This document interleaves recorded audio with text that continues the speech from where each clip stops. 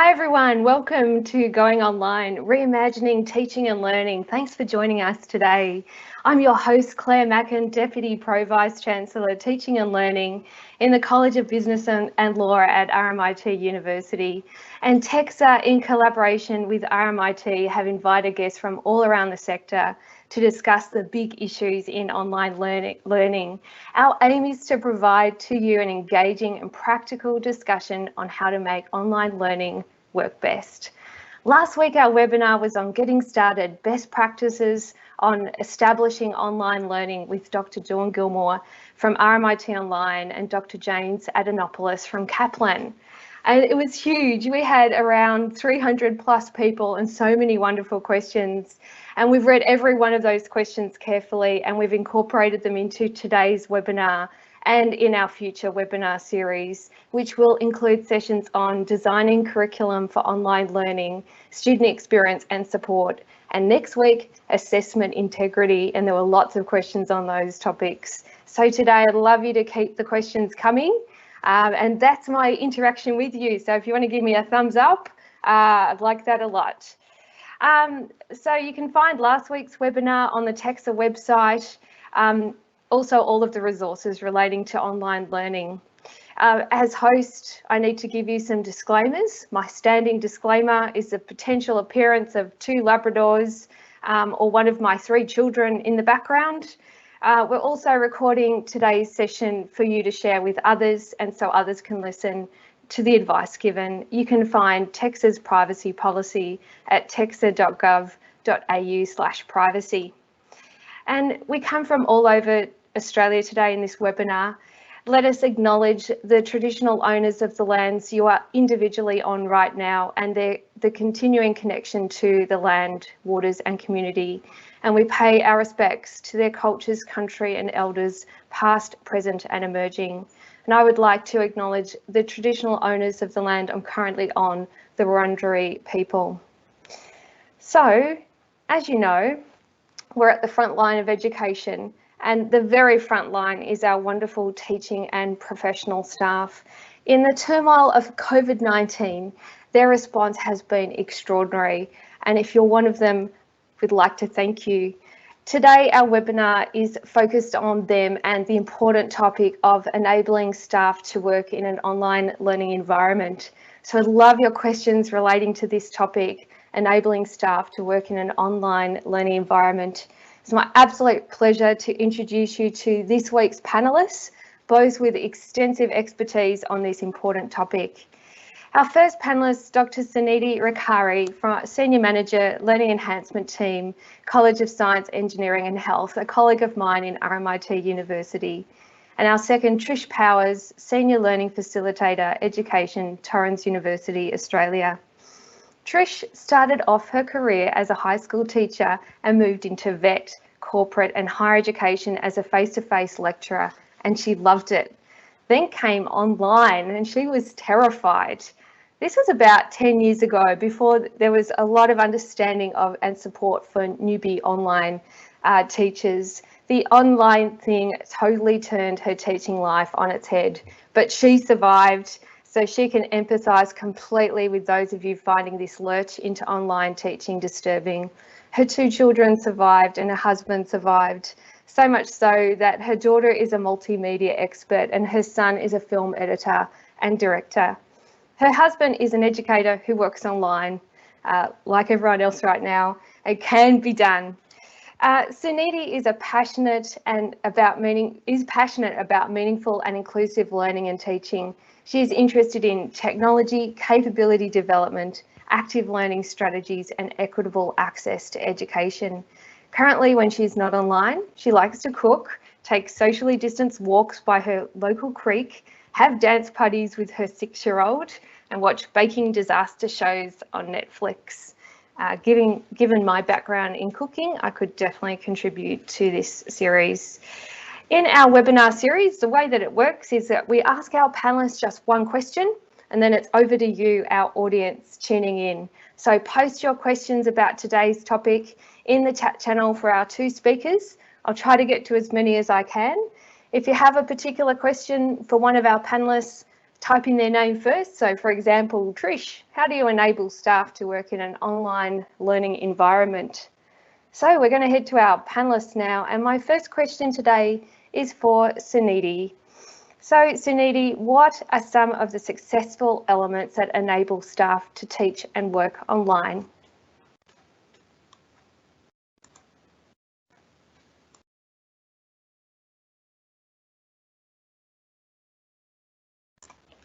Suneeti, I think you're actually on mute, so maybe press that unmute button. Oh, thank you. Awesome. Step number one, remember to press unmute. Awesome. Guys, go for it. Supporting staff in online learning environments, make sure you ask them to turn off their mute button. I was going to say thanks so much, Claire, and I think we can all agree that 2020 has been a year that most of us would like to forget. We've had, we've seen some better times in every aspect of our lives, and particularly in education. There's been a whole lot of discussion about the pivot from face-to-face to online teaching and learning and the problems that this can entail. And I think for me particularly, the questions that we're all asking ourselves is, what do we do next? And for me, how do we support staff to do what's next? I know there's a lot of things that we can do now and tomorrow, but I'd like you to indulge me for a while because I want to take you through a quick journey in time. A full disclaimer, it won't be as exciting as the Back to the Future movies, but let's go. I wanted to start in about 2006. This is a personal journey, so, bear with me. I was working as a freshly minted PhD graduate in my first non-casual, non-contract teaching position at a university in New South Wales. I was coordinating a large first-year course with over 500 students and was handed a WebCT back in the old days when WebCT was our learning management system. I was handed a WebCT course site that I had to update and maintain. It was just a sea of virtual folders and hidden discussion forums. I think there's still some discussion threads that I haven't responded to. And when I contacted my local learning and teaching centre, a very nice person came to my office and walked me through the inner workings of the learning management system and handed me a 100-page guide and a phone number to ring to troubleshoot issues. And I think back to this time, and I think that was my first exposure to just-in-time teaching support and technology-enhanced learning and teaching. So I'm going to call this my small steps. Fast forward now to about 2011, and I'm completing my graduate certificate in higher education at a university in Victoria. And in one particular course, I'm asked to reflect on my teaching practice and present that to my peers. I'd like to pause here and say present to my peers. It might as well have been written in uppercase, etched in stone. It was terrifying. I languished, I agonized, I attempted, I drove myself nearly to tears, and I became vulnerable. And I poured my heart out in this 20-minute presentation to my peers, my community. And I found that that was one of the hardest things to do. But despite all of that, I received really encouraging, critical feedback that helped me reflect, plan, and work on some changes. And I'd like to call this my moment of support and accountability. Fast forward, and I promise this will be the last time that we'll be fast forwarding in time, to about 2017, where I'm now working as Claire mentioned, a learning and teaching professional, one of the many professionals and support staff that surround our learning and teaching community. And I've started to understand learning and teaching from another lens. And my work at the moment is trying to build teaching capability programs that address things like retention, student success, and a whole lot of other, critical learning and teaching issues. And at that time, in every conversation, whether it was at the strategic level or the local level, I was asked, and I asked myself, how do we support staff to make that connection between the physical classroom and what we do online? We discussed sort of lots of practical solutions like establishing teacher presences, building a narrative in your course, connecting activities to assessment, providing immediate feedback and clear instructions, you know, all of the, you know, the whole gamut of teaching practice that, you know, that we talk about, particularly in terms of online learning and teaching. And in all of this work, when I reflected on it, there was comprehensive professional development that underpinned it. And that brings us to today. I told you it wouldn't be as exciting as the Back to the Future movies, but we have made it to today. And I think now more than ever, there's a need to support staff to effectively teach and work, and I think particularly online. So taking my own journey and the journey of the staff that I've had the privilege to work with into account, I'd say that my main elements, going back to the initial question, my main elements of success would be you know, building a professional development program that supports staff to learn incrementally. Going back to my idea of the small steps. Teachers, like students, appreciate choice, whether this be, you know, whether this choice be provided to them within a framework or within PD programs that allow them to determine personal priorities and priorities for their students. We need to empower staff to make connections between their practice and technology enhanced approaches. And I think that is really critical to online delivery. I think that that connection really needs to be made crystal clear, and understand that changes in teaching practice, particularly the changes that are required for online teaching, are challenging. They are really hard to do. It requires time, it requires support and a community. So I think, you know, a wise person said, I have to distill all of this down into one key message that I have to provide to my audience. So I think my one key message would be to let's support staff in the best way possible so that they can in turn support their students and support student success. And that connection to student success, I think, is critical online delivery as much as anything, and in supporting staff as well. So yeah, that's the sort of very you know, long-winded response to your question, Claire, but back to you. Thank you. I love the advice, and I'm going to hand over to Trish now. A similar question, how can staff be enabled to work in an online learning environment? Thanks, Claire, and thanks, Suneeti. It was a fascinating history, and you know, sometimes it's a bit painful to go back over your past, but now obviously you've learned a lot from it. I certainly learned a lot from mine too. So that that mention that Claire made about my terror becoming an online teacher was absolutely genuine, and it has affected my life to the point that the PhD, which I hope I'm nearly finished doing with Torrens, is all about adults actually going into their very first trimester online and the issues and I guess the pains as well that they have to face. So this is a big thing. This is not something that we can just cast aside. Look, we don't know what's going to happen. I've been reading a fair bit. Seems to be what PhD students do. I've been reading a fair bit that says three things mostly, I think. It comes down to three things. One group of experts tell us that this is the pivotal time for online learning, and from now on we're going to surge ahead. Another group of experts is of the opinion that perhaps this isn't real online learning at all, that this is just a band-aid, and that we're going to have to go back to first principles. And another group of experts says that all the people who have been forced to become online learners are going to race back to face-to-face classes just as fast as they possibly can once the COVID-19 issues are over.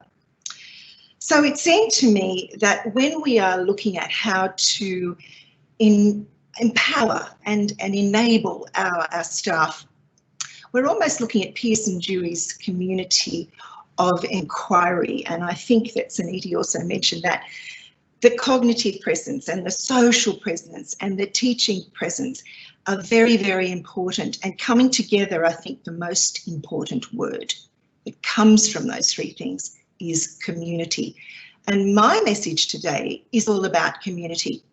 And what I'm going to talk about is how we have managed at Torrens University and our sister and brother colleges to empower our people.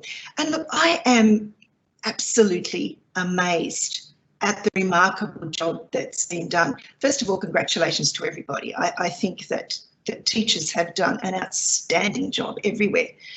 But I'm very proud of being at Torrens because with the community that we have a motto, and that motto is here for good. Now, here for good has led us in the past to looking at the community, mostly probably outside where we're working. And there's been a lot of input from both our students and our teachers, particularly in 2020, which Suneeti said has indeed been a difficult year. So we've had people involved in the bushfires, we've had people involved in the frontline hotline for COVID-19. In fact, we have a student about to appear in Vogue magazine. She was interviewed for all the wonderful work she's done on the hotline. She's a nursing student.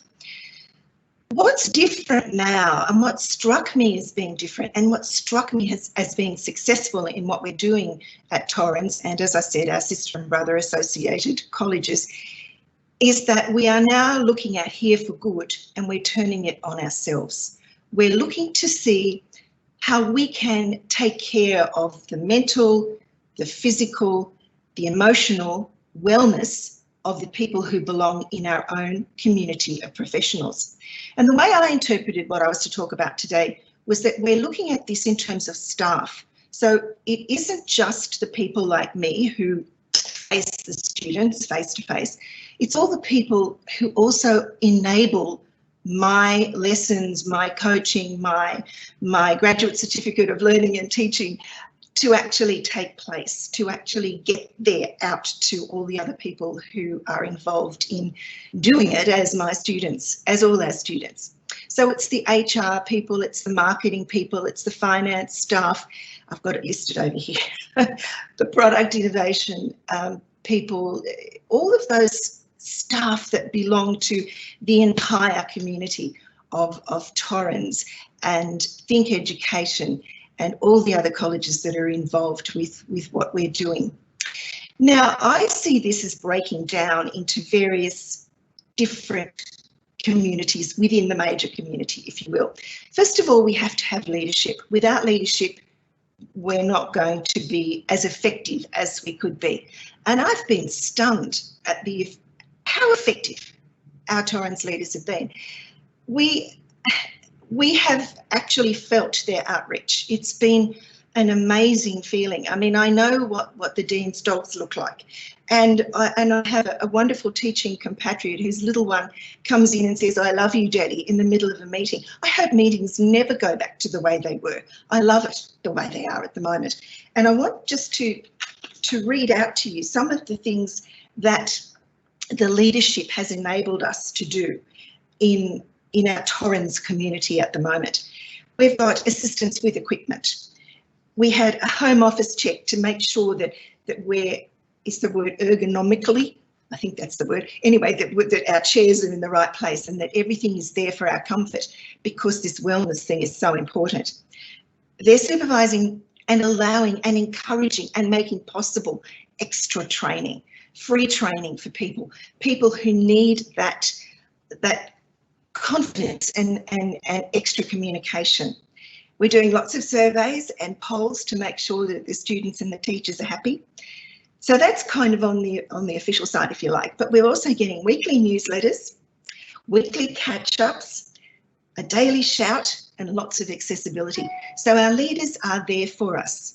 And you know, you get this impression that they know who you are and you know who they are, and that's really great. The next kind of column, if you like, in this community thing that we're going through at Torrens is a basic L&T staff development. Now, we have a very effective group who have put together an amazing series of seminars for us. Webinars have asked us, what is it you want to know? How can we help you? What can we do to make your time in these circumstances easier? So one of the things that we're doing, I had something to do. So it's called the Building Confidence in the Digital Classroom. It is a free 1-hour class. Anybody can do it. And it really is, if I do say so myself, I mean, I didn't organise the whole thing, but I had a little bit to do with it, and it's really, really very good. We have an online Champions COP, community of practice, where people are recognised, and I love that recognition because that means that we're being included. So it's not as if somebody's just saying, you know, oh, look, here you are, this is the important person you're supposed to listen to. We're actually asked what we think. We're asked to vote. We're asked to put up our hands and say, who would you like to see get the recognition? It's fantastic. And of course, I will bring into the mix again my graduate certificate of learning and teaching, which is a wonderful way to learn how to be an online learner. And the third thing I'd like to just quickly talk about is the grassroots movement that is so evident amongst our community. And it really is coming through very strongly that we're responsible for each other. And this grassroots community is being led by our wonderful success coaches, our full-time staff, but it's also being led by our students. Now, we have got some fantastic communities of practice that are just burgeoning all over our different colleges. And people are coming on board and they're saying, okay, can we have a specialist to talk about this? Can we have a night where we can just discuss our problems? Can we talk about the best ways of doing things? Can I just ask simple questions without feeling dumb? So some of the things that we're doing there, besides these wonderful kind of learn how to be an online teacher, we're doing the social bit too. So we've also got cooking lessons. We have a brilliant chef and he says, bring along these bits and pieces and I'll tell you how to make a dessert. It's fantastic, and we work with him. We've got meditation classes we can go to, virtual coffees, afternoon drinks, and we work through our Yammer intranet. And we've even got a Friday Dad Jokes page, which it's appalling. The jokes are appalling. But what it does is bring the community together. I am very proud to be part of this community because I don't think I've ever seen people work together to support each other so carefully and so much. And before I finish, I just want to say one thing. We are very uncertain about what's going to happen. And I happen to be working at the moment with a particular college that is very involved in practical work. It's an acting college and they're very involved with people with performances. And so we had a bit of difficulty. But this is one thing that after discussion, we came to this understanding, and I found that this really did empower all of us. So when they stopped thinking about what they could not do online and started asking what they could do, they found they were able to think of ways to accomplish online the goals and the learning outcomes that they'd set for the course when they were doing it face-to-face. So that's all I've got to say at the moment. I hope we've got some good questions, but I wanted to give you some practical ways of actually enabling your staff. Thanks, Trish. Great advice. And even though we're online, people definitely need other people, don't they? So, okay, guys, where are your questions? This is not what I expected at all. So I'd love you to put some more questions on. If you like a question, I want you to give it a thumbs up. So upvote the question and we'll try to get to that one for sure. One of the upvoted ones already, I'm going to ask Suneeti. So Suneeti, how do you empower staff to engage students who are disengaged and do not seem interested? I guess my question is, how do you build staff self-confidence? Thanks, Claire. And I've remembered to unmute this time. I think, that's a really important question because, building staff confidence builds student confidence, I think, in many ways. And if you're looking at, sort of some practical steps, and I've recently written an article in the Campus Morning Mail about this, but I think we always have to start from a place of empathy and compassion. And I think that those are sort of the key building blocks to any good online course design, like indeed any course design as such. So if you have students that are disengaged or feel disempowered in their learning process, I think one of the things we have to ask is why, and start from that space of saying that if we have empathy for students, they're probably studying online, they're probably on their own, they're probably struggling just as much as we are in our delivery of online material. So I think that needs to be sort of front and center. And then all of the supporting material that sits around that, becomes a really important aspect of delivery. So you can build confidence in ways, and I'd go back to what Trish was talking about, community of inquiry, establishing your presence online. It's, I think there's often the connection between the face-to-face and the online that I was talking about earlier is often lost, and people think, there's no way for them to establish their own presence online. But it becomes, I think, even more important for staff to be present and say, just like you would stand in front of a classroom and smile at your students or welcome them in as they walk in, they have to have a similar welcoming experience online. They have to understand that you're present. There's other presences that the community of inquiry talks about, like a cognitive presence and a social presence. Are students getting that social interaction with their peers in your online course? And it could be done in ways other than discussion forums. It could be, about clearly explaining to them what your expectations are, providing them with short informal videos. And, I know that, we often recommend short chunked videos to staff and, as a way to sort of break away from that mode of, didactic online lecture delivery. But even in the short chunk lectures, be yourself, be authentic. And going back to my point that I was talking about earlier about being vulnerable, put yourself out there and say, look, we're all in this learning community together.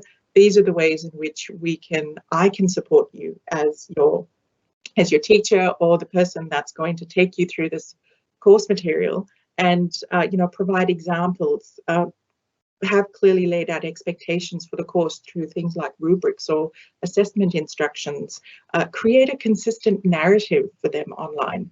And these are the ways in which, I think even the most reticent learners can start to become engaged, because they see that you're invested in the course and therefore they'll be invested in the course as well.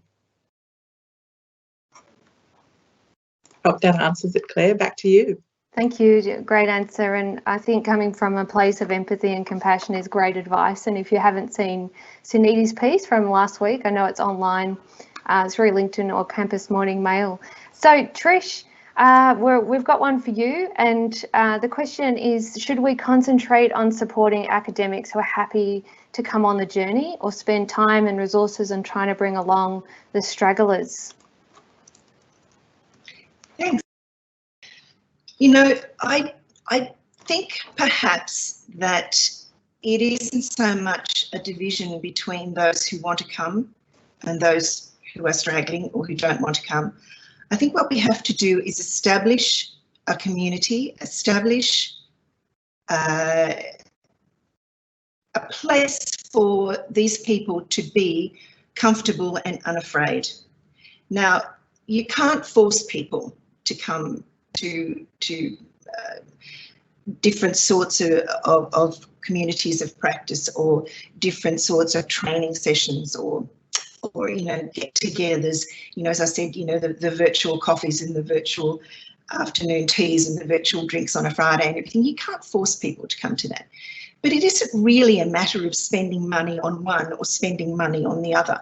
It's really a matter of establishing this support, this community, and making it known. And I think communication is another very important word.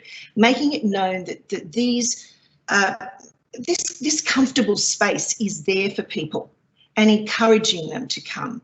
And to be perfectly honest, I think when people are worried about a whole new way of delivery, such as online, they're pretty eager to accept what is being offered to them as a support system. And within our community, we've really seen people come to the fore. Just because somebody doesn't necessarily make a big noise or put their hand up in a meeting or whatever, doesn't mean that they're not being supported, doesn't mean that they're not actually taking it in. So I don't think it's a matter of dividing it up. I think it's a matter of preparing this space for them, preparing this community for them, having it work, having it run, and they will come as they need to come. What is the movie? If you build it, they will come. Thank you. Thanks so much. You can only set the conditions for engagement, and I've learnt this in my teaching and learning career, but also as the parent of 3 teenagers.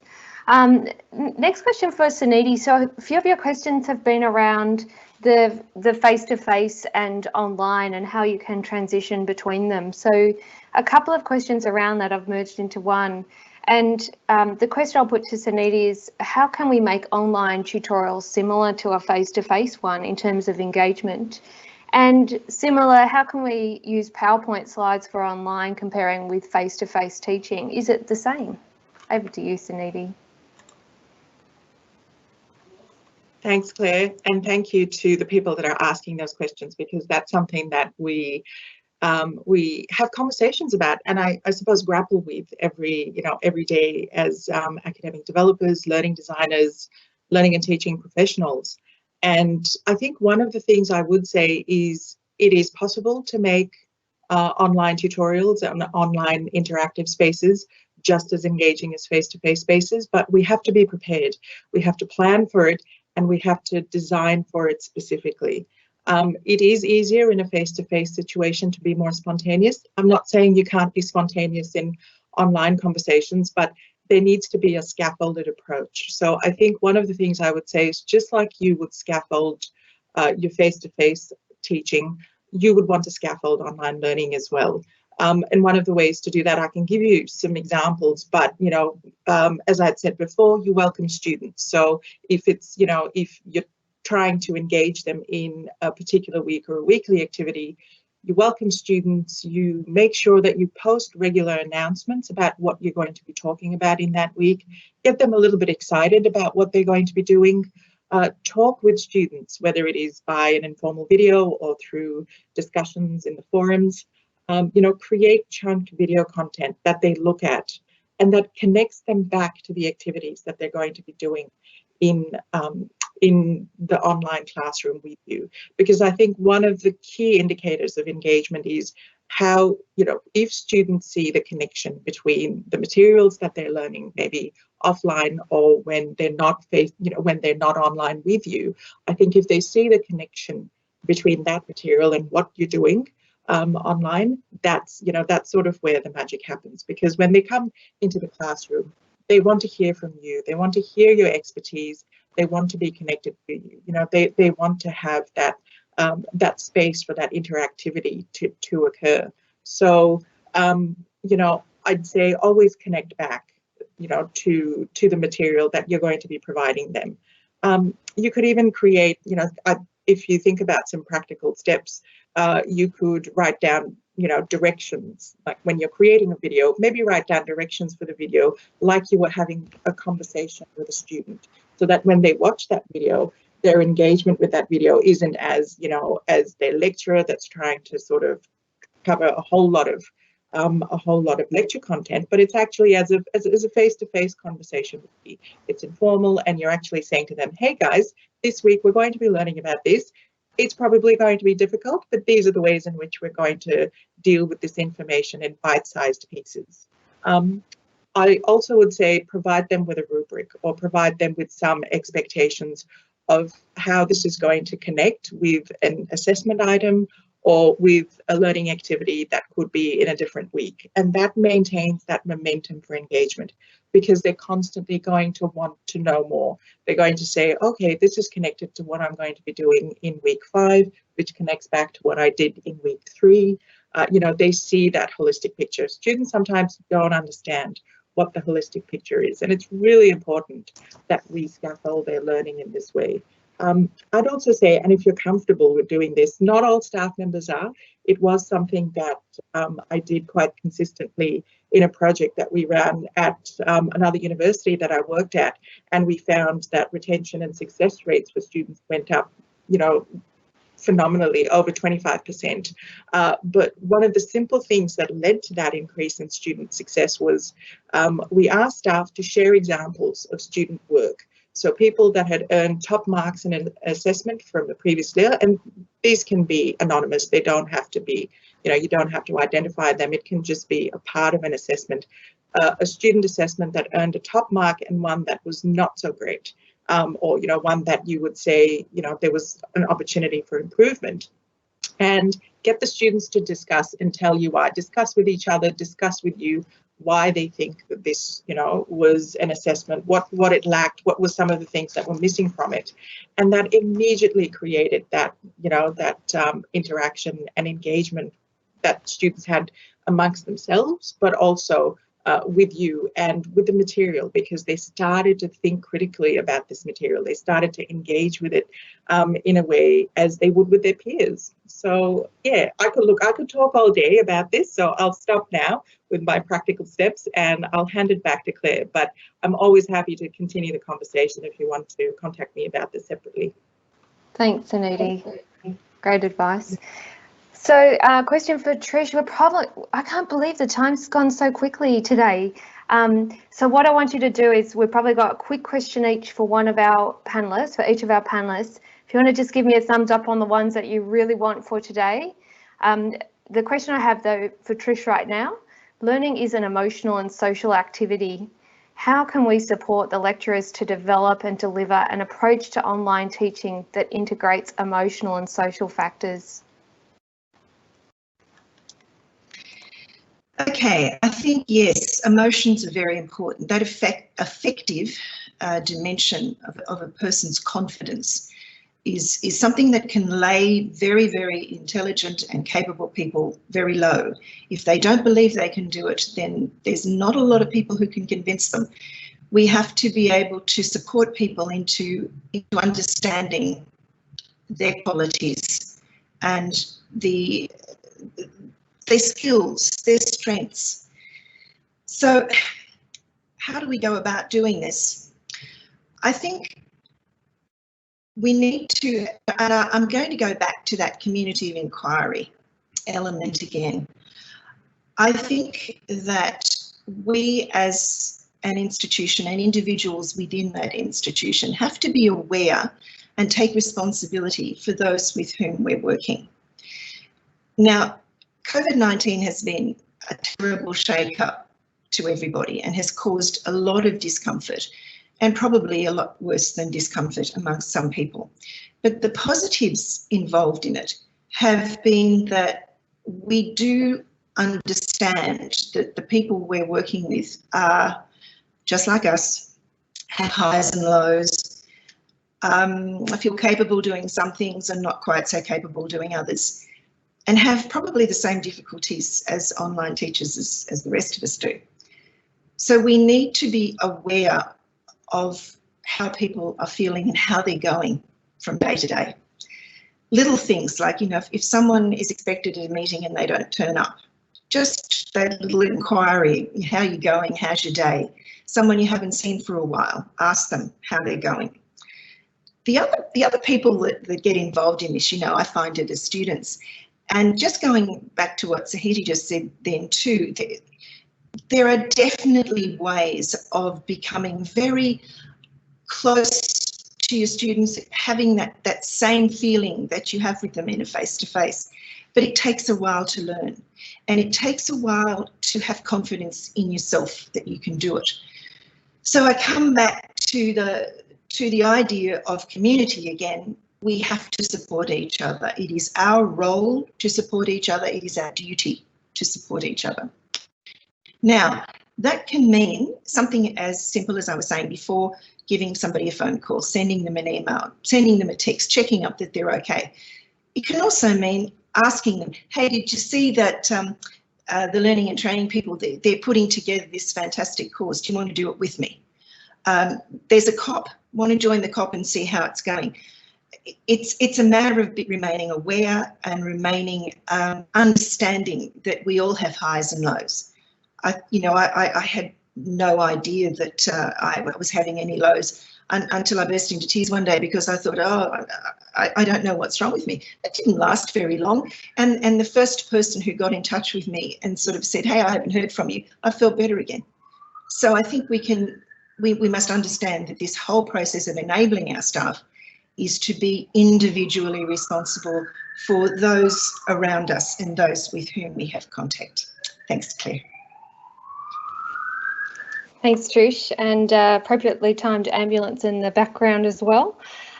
Very quick question for Suneeti, and I really want to go to this one because last week we had this question as well and we didn't get to it. So the question is around how you develop learning for practical skills online. So what are the pitfalls and advantages? How do we actually have practical skills online? Thanks, Suneeti. Sorry about the time, have to be quick.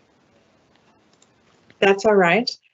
Developing practical skills online. Again, I could talk about this for a long time. I'll probably say in 30 seconds, make sure that you provide students with an opportunity to develop and practice their skills. So I'd connect it back to what we call low stakes first assessments, where, you know, in about week 3 or 4, you provide students with an opportunity to practice something that they will need for a higher stake assessment later on. So whether this be connected to something that they're doing in a lab, or whether it's something that's connected to something they're doing in a studio or a hands-on, you know, activity that you really want them to develop a particular skill for. I use the example of media students that, you know, perhaps need to develop skills in how to present online. Give them a low stake first assessment. Ask them to submit a 2-minute video where they're using these skills. You know, they're using the equipment, they're using the technology, they're actually, you know, getting that hands-on experience. Now this is, you know, just a very quick example for you, but in a similar way, if you allow students to develop their skills incrementally, as you would do in a face-to-face practical situation, that would be my recommendation for, you know, that's absolutely how you have to do it online as well. And of course, there's different types of technologies and there's different types of tools that you can use in this. I can hear the Oscar music starting to play, so I'm going to stop there now. But as I said, you know, feel free to get in touch. You know, I'd love to have a discussion about this. Thanks so much. And okay, guys, now's your time on the chat. So it's like oxygen for us. This is our little portal to each other. I'd love to get your feedback on our session today. How did you find our wonderful panelists? How did you find the answers to your questions? What would you like to see next time? What are your big burning questions? Give us some feedback. We read every single one of these that comes through. So thank you so much. And I'd like to thank everyone today, our wonderful guest speakers, Trish Powers from Torrens University, Dr. Suneeti Rekhari from RMIT, and you guys can't see them, but I can, our production team behind the scenes from RMIT, they're absolutely brilliant. You can email feedback too for this series to onlinelearning@texas.gov.au, and don't forget Texas website, it's got heaps of hints, tips and tricks on online learning to answer all of your questions. Next week, we have got a great session for you. I'm sure you'll love to hear from 2 Deputy Vice-Chancellors in the one online space, Dr. Margot McNeil from the International College of Management in Sydney, and my colleague, Professor Belinda Tynan from RMIT.